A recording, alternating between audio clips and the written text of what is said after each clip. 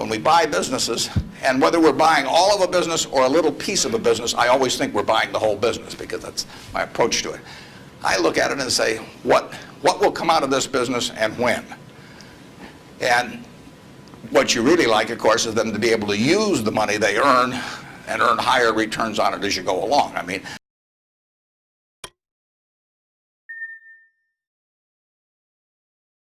hello, Mr. Buffett. I got two short questions. One is, how do you find intrinsic value in a company?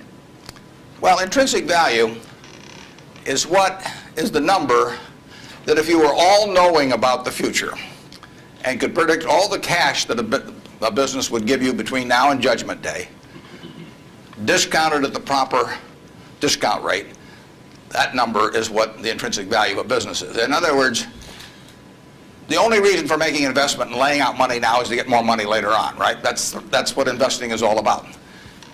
Now, when you look at a stock, when you look at a bond, assuming it's the United States government bond, it's very easy to tell how much you're going to get back. It says it right on the bond. It says when you get the interest payments, it says when you get the principal.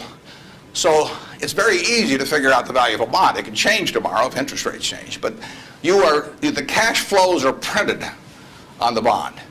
The cash flows aren't printed on a stock certificate.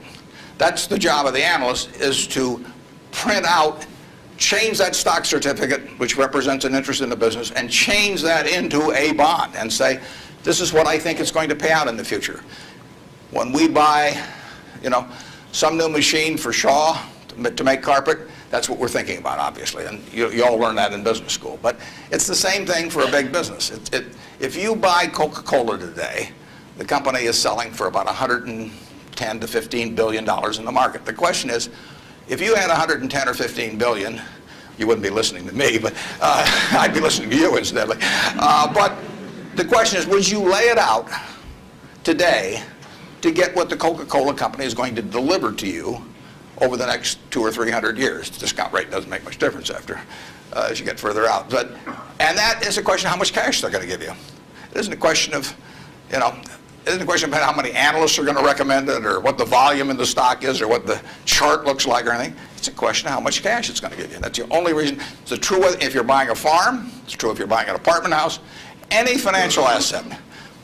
Oil in the ground, you're laying out cash now to get more cash back later on. And the question is how much are you going to get, when are you going to get it, and how sure are you? And when I calculate intrinsic value of a business, when we buy businesses, and whether we're buying all of a business or a little piece of a business, I always think we're buying the whole business because that's my approach to it. I look at it and say, what will come out of this business and when? And what you really like, of course, is them to be able to use the money they earn and earn higher returns on it as you go along. I mean, Berkshire has never distributed anything to its shareholders, but its ability to distribute goes up as the value of the businesses we own increases. We can compound it internally, but the real question is, Berkshire selling for, we'll say, 105 or so billion now. What can we distribute from that 100? If you're going to buy the whole company for 105 billion now, can we distribute enough cash to you soon enough to make it sensible at present interest rates to lay out that cash now? And that's what it gets down to. And if you can't answer that question, you can't buy the stock. You can gamble in the stock if you want to, or your neighbors can buy it. But if you don't answer that question, and I can't answer that for internet companies, for example. There are a lot of companies, there are all kinds of companies I can't answer it for, but I just stay away from those. Number two. So you got formulas involved in finding intrinsic values on certain companies. I mean, you've got a mathematical system set up. Discounted present value of future cash, yeah. Okay. Second short question is, why haven't you written down your set of formulas or your strategies in written form so you can share it with everyone else? Well, I think I actually have written about that. If you read the annual reports over the recent years, in fact, the most recent annual report, I use what I've just been talking about. I use the illustration of Aesop. Because here Aesop was in 600 BC. Smart man, wasn't smart enough to know it was 600 BC, though. I mean, would take a little foresight. But Aesop, in between tortoises and hares and all these other things, he found time to write about, birds. And he said, a bird in the hand is worth two in the bush. Now, that isn't quite complete, because the question is, how sure are you that there are two in the bush, and how long do you have to wait to get them out?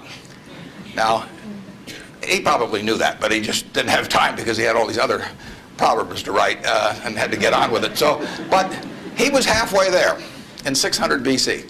That's all there is to investing, is how many birds are in the bush, when are you going to get them out, and how sure are you?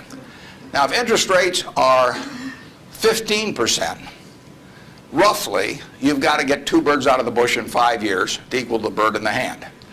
But if interest rates are 3%, and you can get 2 birds out in 20 years, it still makes sense to give up the bird in the hand, because it all gets back to discounting against an interest rate.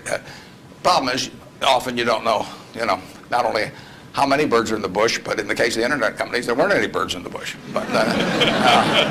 But they still take the bird that you give them if in the hand. But I actually have written about this sort of thing, and stealing heavily from Aesop, who wrote it some 2,600 years ago.